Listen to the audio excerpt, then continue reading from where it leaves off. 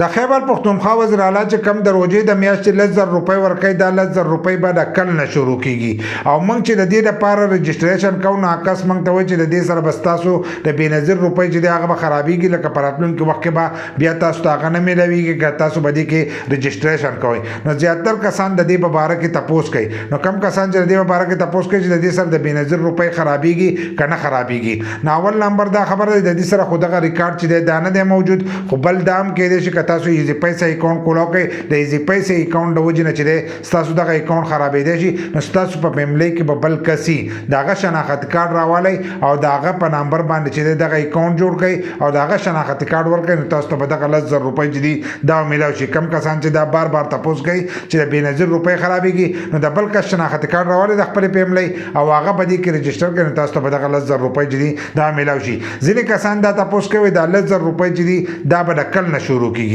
نو دا 1,00,000 روپۍ چې دي د هغو له طرفه چې کومه وینا شوې ده نو هغو دا ویلي دي چې د 15مې روژې نه چې دی دا به مخکې شروع کیږي نو مخکې چې دی روژه خو شروع شوې ده چې شروع شوې وې خو نه 15مه روژه ورکړې چې د هغې نه مخکې دا روپۍ چې دي دا به د دې کسانو اکاونټونو ته ځي زموږ په علاقه کې چې دی د دې رجسټریشن بند دی په کومو علاقو کې چې شروع ده او کوم کسان رجسټریشن کوي نو اوس وکړئ ځکه د 15مې روژې نه مخکې به دا روپۍ چې دي دا به شروع کیږي او بیا به تاسو ته میلاویږي